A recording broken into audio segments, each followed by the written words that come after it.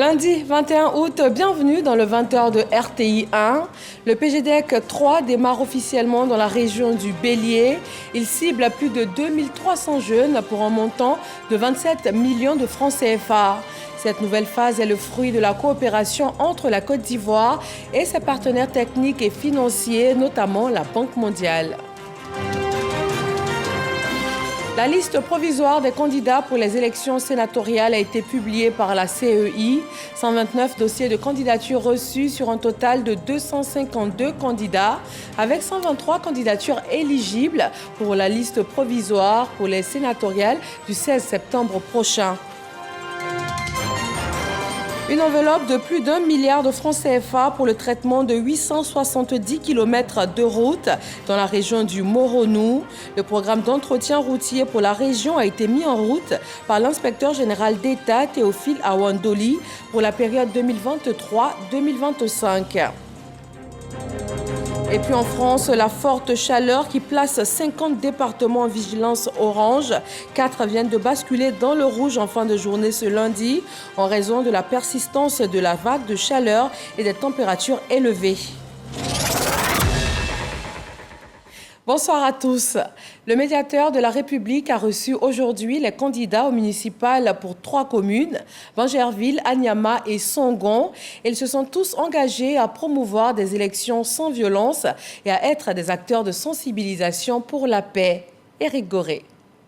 Œuvrer au déroulement d'une campagne apaisée, respecter le principe de la pluralité, éviter les propos injurieux, diffamatoires ou incitant à la haine lors des rencontres publiques sur les réseaux sociaux. Ce sont là 3 engagements des 10 contenus dans la charte de bonne conduite du médiateur de la République, qui a en face de lui les candidats de la commune d'Anyama. C'est la seule commune que je connaisse qui porte le nom d'une commodité dans notre pays, et pas n'importe quel produit agricole, mais la cola. Et la cola, c'est le symbole de la paix. Comme vous savez, la cola ne sert qu'à régler les problèmes en famille, c'est des événements heureux. Occasion pour les candidats du PPACI, du RHDP et du PDCI d'Anyama de s'engager résolument dans cette quête perpétuelle de la paix. On va échanger après avec tous nos collaborateurs, nos amis, mes frères d'Anyama pour que la paix persiste, la paix existe et que la paix soit toujours continue. Nous sommes un parti de paix. Nous ne sommes pas prêts à lancer un caillou à qui que ce soit. Le médiateur de la République l'a signifié ici. Nous sommes tous d'Anyama. On a bien compris le message et dit à mes frères qui sont avec moi que nous sommes en compétition. Ce n'est pas la guerre. Avant et après tout, nous restons des frères. Il y a eu aussi les candidats de la commune de Bingerville venus signer la charte d'engagement du médiateur de la République. Ils sont d'accord avec l'idée. Signature de la charte et des prises d'images pour immortaliser ce moment. Après les candidats au municipal de Bingerville, ce fut le tour des candidats de la commune de Songon. Leur présence rejoint celle de leurs prédécesseurs. En face d'eux, le médiateur de la République qui prodigue de sages conseils. Le médiateur de la République rêve des élections calmes, sans violence. Il invite les vaincus à féliciter les vainqueurs et à tous les participants d'accepter le résultat des urnes. Dans la commune d'Abobo, la candidate au scrutin municipal Kandia Camara a été présenter sa candidature aux communautés de l'Ouest et du Centre-Ouest ivoirien. En tant que maire sortante, elle leur a fait le point des projets exécutés dans la commune et ceux encore en cours. Frédéric Oulaï et Abou Sanogo.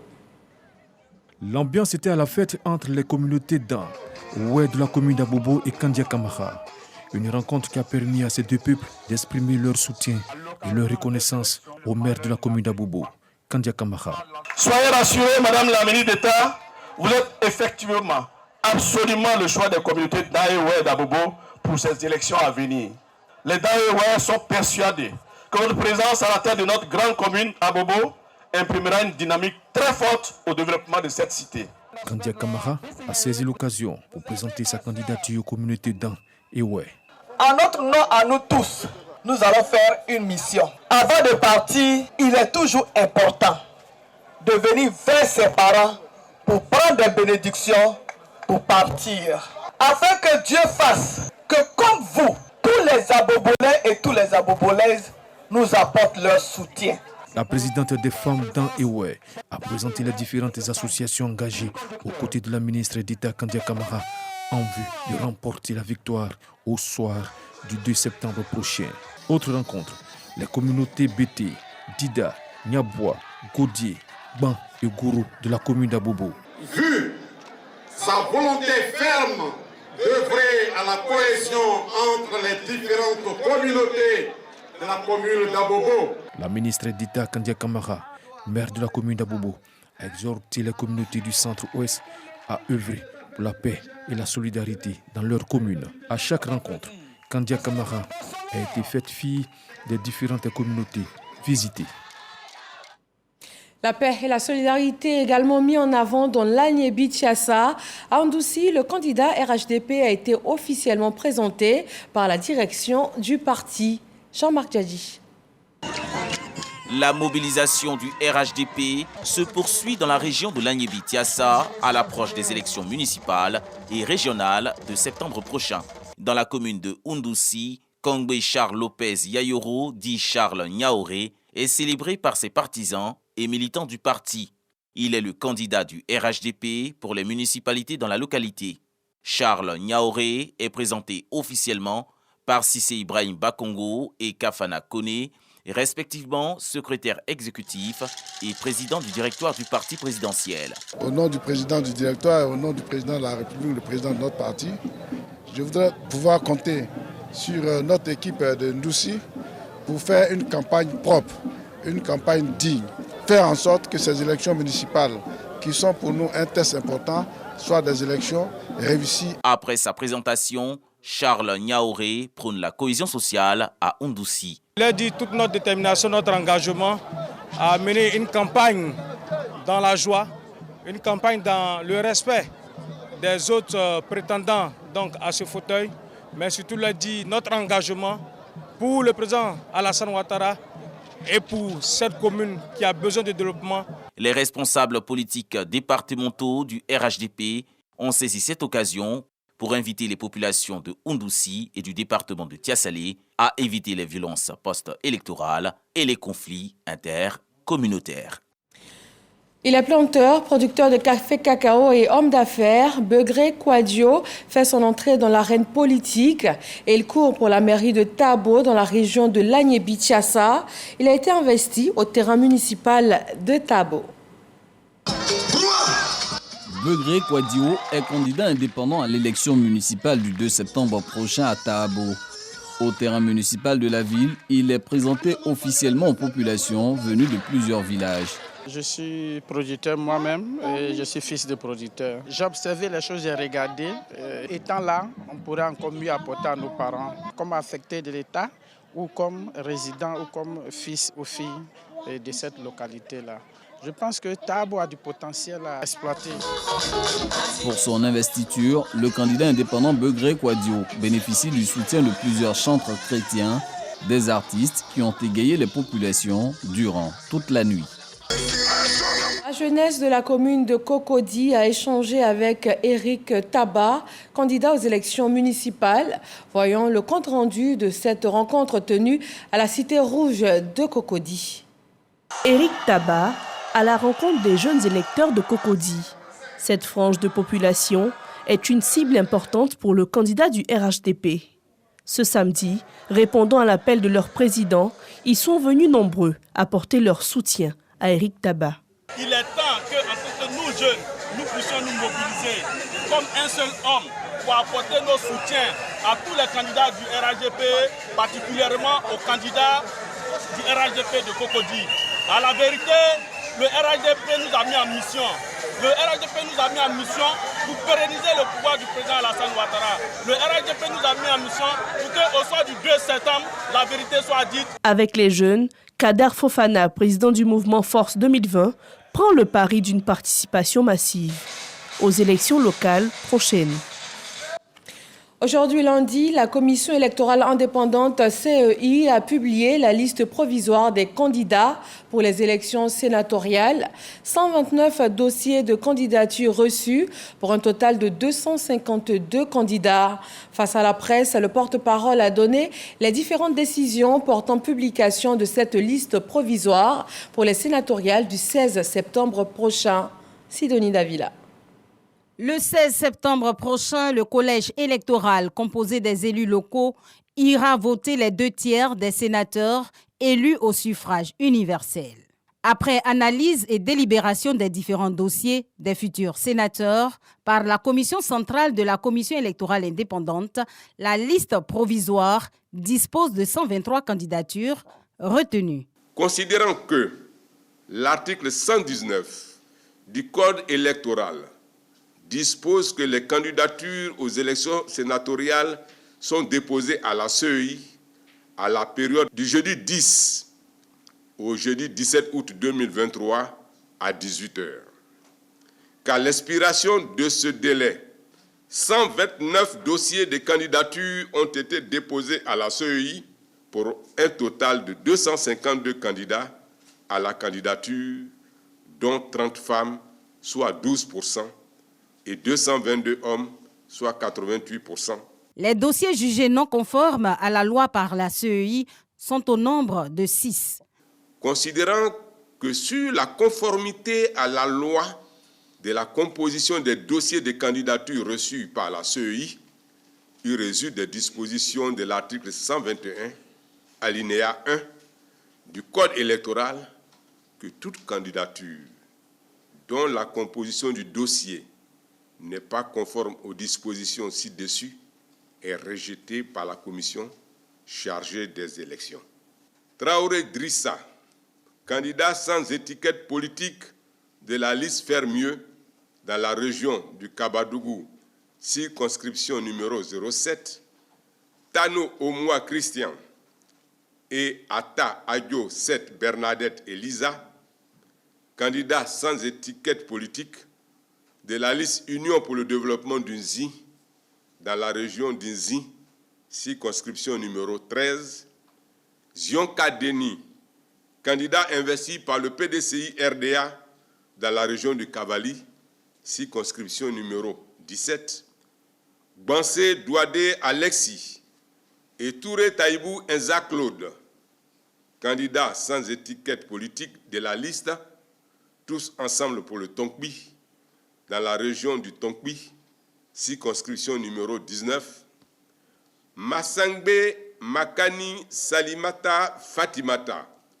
et Bakayoko Chouaeli, candidat investi par le PDCI RDA dans la région du Worodougou, circonscription numéro 29, Kwasi Akissi Colette, candidate sans étiquette politique de la liste La femme face au destin de l'Afrique dans le district autonome de Yamoussoukro, circonscription numéro A2, les candidats dont les dossiers ont été rejetés et le parti ou le groupement politique qui les a investis peuvent saisir le Conseil constitutionnel dans un délai de 3 jours à compter de la date de notification de la présente décision. Le Sénat ivoirien est composé de 99 sénateurs, 2/3, soit 66, sont élus au suffrage universel indirect pour un mandat de 5 ans. Et à ce propos, je vous donne lecture du communiqué du Conseil constitutionnel. La Commission électorale indépendante a procédé le 21 août 2023 à la publication de la liste provisoire des candidats pour le scrutin du 16 septembre 2023. À cet effet, la présidente du Conseil constitutionnel rappelle que conformément à l'article 140 du Code électoral, le droit de contester une éligibilité à l'élection des sénateurs appartient à tout électeur dans un délai de 3 jours à compter de la date de publication de la candidature par la commission chargée des élections. En conséquence, les réclamations sont reçues par le Conseil constitutionnel du mardi 22 au jeudi 24 août 2023. Les requêtes accompagnées des pièces pièces justificatives devront être déposées au secrétariat général du dit conseil, 6 au 22 boulevard Card à Abidjan Plateau. À l'expiration de ce délai, plus aucune réclamation ne sera reçue. Le PGDEC entre dans sa phase 3 dans la région du Bélier. 2322 jeunes sont pris en compte pour un montant total de 27 millions de francs CFA. Le président du Sénat, Aoussou Jano Kouadio, a procédé au lancement ainsi qu'à la remise de chèques à plusieurs acteurs du secteur informel dans le cadre de la relance de leurs différentes activités. Kader Sogodogo. La région du Bélier bénéficie d'une troisième phase du projet Emploi Jeunes et Développement des compétences, en abrégé PGDEC 3. Ce sont 2322 jeunes pour un peu plus d'1,267 milliard de francs CFA qui seront insérés à travers différentes offres. Travaux à haute intensité de main-d'œuvre, activités génératrices de revenus, les micro et petites entreprises et les associations villageoises d'épargne et de crédit. Des jeunes bénéficiaires qui ne cachent pas leur joie. Notre infinie gratitude à votre endroit, Monsieur le Président du Sénat, pour toutes les réalisations que vous faites en faveur des jeunes et des populations de la Côte d'Ivoire en général et en particulier la région du Bélier. Oui, nous sentons la présence de l'État à nos côtés et nous sommes rassurés par toutes vos initiatives. Pour le président du Sénat, Jano Aoussou Kouadio, qui lance le PGDEC 3, rien ne sera mis de côté pour l'essor de la jeunesse ivoirienne. Le président de la République, son Excellence M. Alassane Ouattara, a fixé un nouveau cap pour donner à la jeunesse toute sa place dans la dynamique économique de notre pays en lui dédiant cette année 2023, année de la jeunesse. Jeunes de Côte d'Ivoire, devez prendre votre part dans cette année de la jeunesse. Soyez actifs, proactifs, positifs et soyez disposés à prendre tous les projets que le président Alassane Ouattara a mis à votre disposition. Cette cérémonie a également servi de cadre à la remise de chèques aux acteurs du secteur informel bénéficiaires de subventions du PJGouv destinées à les accompagner dans la relance de leurs activités. Au nombre de 400, chacun a reçu la somme de 250 000 francs, soit au total 100 millions de francs CFA. La cérémonie a eu lieu en présence de l'inspecteur général d'État Awa Ndoli Théophile. Dans la région du Tchologo, les femmes de Kong, Ouangolodougou et Ferkessédougou se réjouissent des projets exécutés dans leurs différentes localités par le gouvernement. Elles ont également souligné les opportunités dont elles ont pu bénéficier afin de booster leurs activités. Kader Sogodogo. Moment de forte cohésion à la place Alassane Ouattara de Ferkessédougou. Communion totale entre les femmes vaillantes du Tchologo et leur président de région, Téné Birahima Ouattara. Ce mouvement, qui effectue sa sortie officielle, a tenu à célébrer avant tout le vent du développement qui souffle sur la région, avec comme fer de lance le ministre d'État. Monsieur le ministre d'État, vous faites notre fierté et vous forcez notre admiration pour le développement harmonieux du Tchologo. Merci, Monsieur le ministre, d'avoir rehaussé notre modeste cérémonie de votre haute présence. Une vision partagée par le parrain de la cérémonie. Par moments, nous entendons dans les rues, TBO, c'est la générosité faite homme. Mesdames et messieurs, c'est pourquoi à cette occasion, nous voulons vous affirmer que pour le Tchologo, nous certifions que c'est la photocopie conforme à l'original. Le président du conseil régional du Tchologo traduit toute sa reconnaissance à ces vaillantes femmes. Nous sommes tous en mission. Notre mission, c'est de faire en sorte que chaque jour, chaque habitant de ce pays se sente un peu mieux.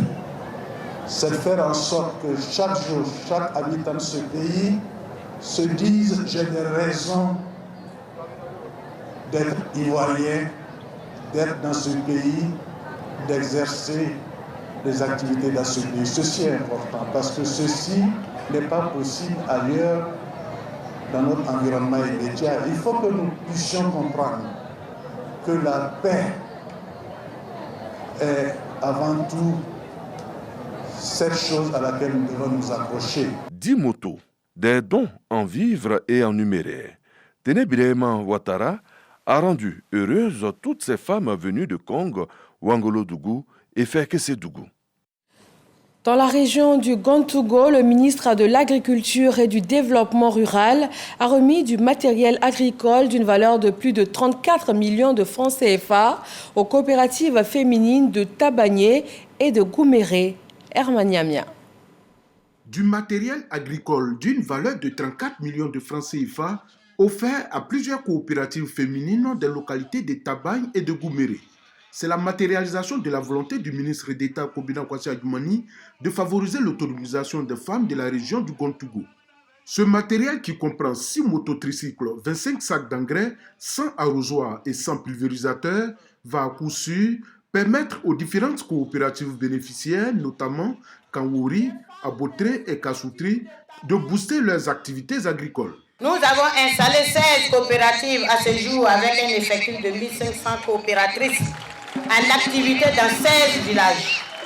Notre objectif principal est d'étendre ces coopératives de productrices de vivriers dans toute la région du Gontougo. Nous avons en perspective un projet d'écoulement de nos produits. En plus des équipements, le ministre d'État Kobina Kwasi Adjoumani a offert la somme de 10 millions de francs CFA en espèces pour servir de fonds de base à cette fêtière agricole des femmes. Grâce à la Banque mondiale, nous avons plus de 135 milliards de francs que nous sommes en train de mettre à la disposition des jeunes et des femmes. Et il y a des gens de la région qui sont bénéficiaires. Outre les femmes de Tabagne et de Gouméré, le ministre d'État, ministre de l'Agriculture et du Développement rural, a aussi fait parler son cœur à Soko et à Bondoukou en remettant encore de nombreux équipements agricoles aux associations féminines afin de leur permettre de s'assumer et ainsi sortir de la précarité. Et nous quittons Tabagne et Gouméré dans le Gontougo pour la région du Moronou. Sur la période 2023-2025, plus d'1 milliard de francs CFA vont permettre de traiter un linéaire cumulé d'environ 870 km. Le programme d'entretien routier pour la région a été mis en route par l'inspecteur général d'État Théophile Awa Ondoli. Alexis Ouedraogo pour le compte-rendu.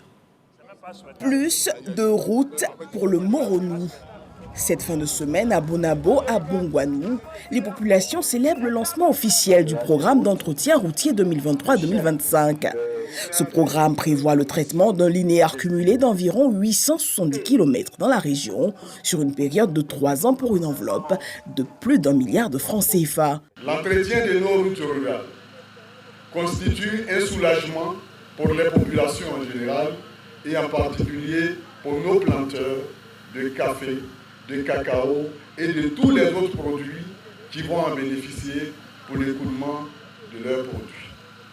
Sa Majesté lui demande de bien vouloir transmettre à Monsieur le Président de la République de Côte d'Ivoire sa reconnaissance pour les actions de développement qu'il insuffle à la Côte d'Ivoire et au Moronou particulièrement.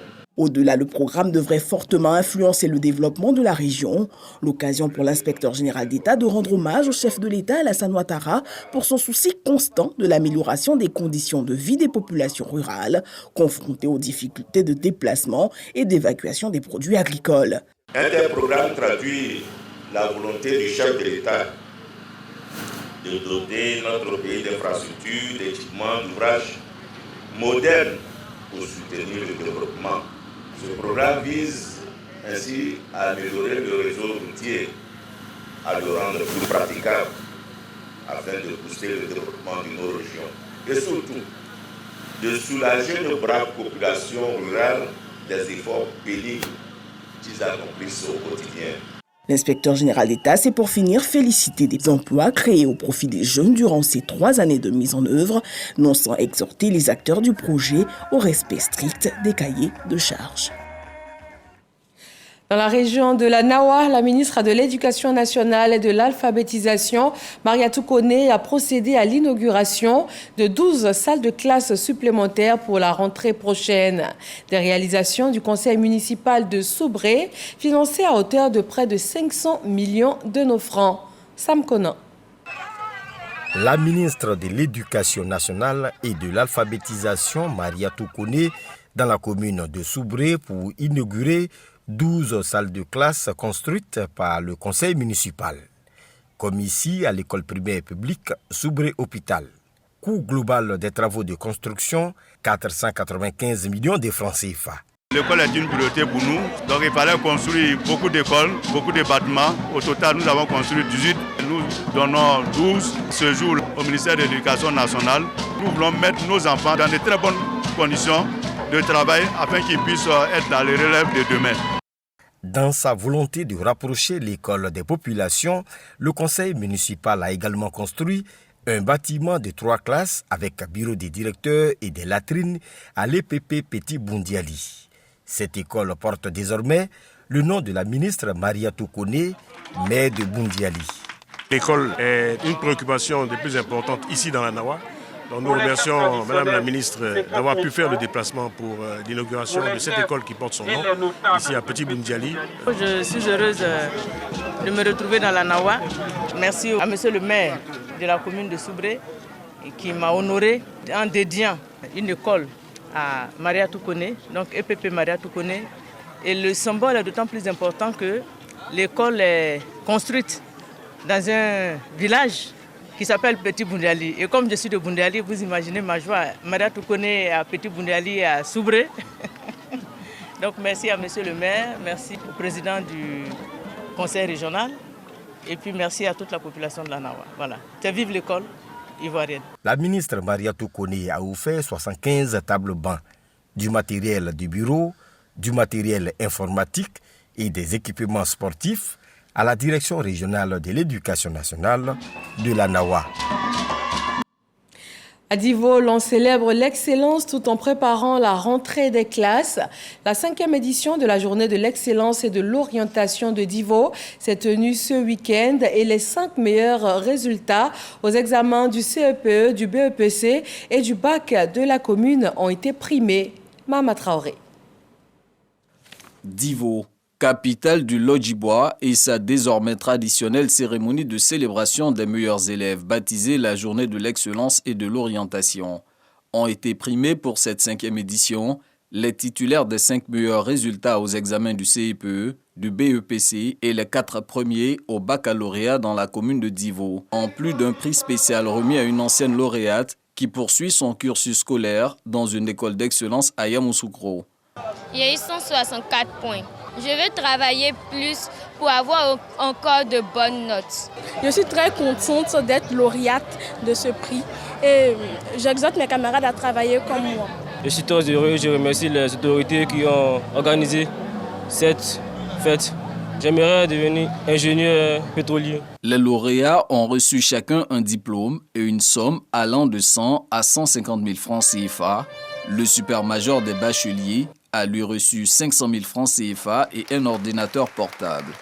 Initiateur de l'événement, le député Famoussa Koulibaly réitère sa volonté de perpétuer cette célébration du mérite au niveau local. Nous allons tout faire pour tirer vers le haut nos jeunes frères et nos jeunes sœurs afin qu'ils soient des modèles de réussite pour la société. Et donc, cette initiative n'a aucune coloration et je tenais à le dire. Et vous voyez même d'ailleurs, nos enfants maintenant, c'est les filles qui prennent le pouvoir. La journée de l'excellence et de l'orientation de Divo, c'est aussi le partage d'expériences des anciens aux plus jeunes. Cette année, c'est le directeur de la qualité de l'eau à la SODECI, professeur Aoussadat, ex-élève de Divo, qui s'est prêté à cet exercice d'échange. On parle maintenant santé. À Grand-Laou, une ambulance et des équipements médicaux ont été octroyés à l'hôpital général. L'établissement sanitaire avait besoin de renforcer son plateau technique en raison notamment des sollicitations multiples liées à des cas d'accidents sur la côtière réhabilitée. Lancine Bakayoko et Jean-Marc Djadji. Au chevet de son patient admis à l'hôpital de Grand Laou, cet enseignant est très inquiet. Il éprouve des difficultés à réunir quelques médicaments. Depuis avant-hier, il n'y a pas de réactifs. On a fait des examens dans une clinique au 20 villas. Donc on plaît vraiment l'État de nous venir en aide à Grand Laou ici. Ces inquiétudes relèvent désormais du souvenir. Les cadres de Grand Laou ayant décidé d'offrir à l'hôpital général des équipements médicaux divers. Le don, il est composé de lits d'hospitalisation, des matelas orthopédiques et du matériel d'usager, notamment les seringues, près de 10 000 seringues, les compresses, les mercurochromes, en tout cas tout le petit matériel. Parmi ces équipements se trouvent des appareils pour traiter les traumatismes crâniens, les complications de grossesse et les cas nécessitant une admission en service de soins intensifs. Mais il y a surtout cette ambulance médicalisée. Ça répond à un besoin vital, parce qu'un hôpital aussi important, qui est entre deux pôles, entre les deux grands pôles économiques, San Pedro et Abidjan, et même Dabou, mais avec la réhabilitation de la côtière, où nous savons le rythme avec lequel certains véhicules roulent et les dangers qu'il y a sur ces routes-là, c'était important qu'en notre sein, que l'hôpital soit nanti d'une ambulance. Cette ambulance, dans le rayon du district sanitaire de Grand Laou, sera en première ligne pour sauver des vies et fournir de meilleurs soins de santé aux populations locales. Elle contribuera assurément à l'optimisation des soins et tout particulièrement à la réduction des décès maternels néonatals et infantiles, en améliorant le transfert médicalisé des patients vers les services spécialisés afin de réduire les heures critiques. Nous nous réjouissons de ce don qui vient renforcer nos capacités de réaction face aux urgences. Je voudrais d'ailleurs saisir cette occasion pour vous adresser à vous et au personnel de l'hôpital mes vives félicitations pour le travail abattu malgré les difficultés d'insuffisance du plateau technique et de ressources humaines. La région sanitaire de Grand Laou compte une trentaine de centres de santé. D'autres gestes sont attendus pour donner de la vigueur à la couverture maladie universelle initiée par le gouvernement. Après 4 jours de festivités, le Festival international de la diversité culturelle d'Abidjan a refermé ses portes hier dimanche. Le public a eu droit à une diversité de prestations culturelles avec des masques en attraction et des fresques venues de Dabou et également de Daloa. Le bilan est jugé positif par les initiateurs. On voit cela avec Khalil Diomandi.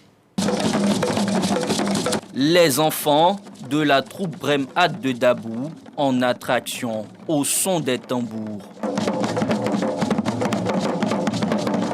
Une flex rythmée pour refermer en beauté les portes du FITCA 2023.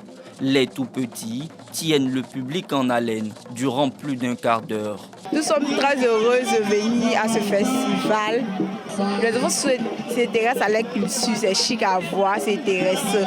L'année prochaine, on va venir. J'ai travaillé avec 25 enfants. Il faut amener les enfants, les petits-enfants à connaître la culture, leur identité réelle. À la suite de la troupe Bremad de Dabou, s'enchaînent les danses traditionnelles avec les panthères de Liabo et la troupe de Daloa. Un voyage au cœur de la culture du Centre-Ouest. Pour boucler la boucle, les max, notamment les chassiers, le guégon et le kougla de Lagogué s'invitent sur la scène. Performances culturelles et danse acrobatique s'entremêlent sous le regard admiratif des spectateurs.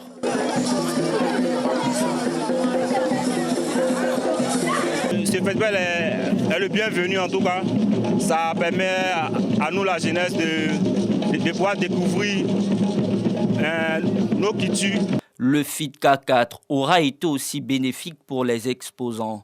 4 jours meublés par la vente d'une centaine d'articles et des partages de contacts. La satisfaction des festivaliers est également partagée par la commissaire générale du FITCA.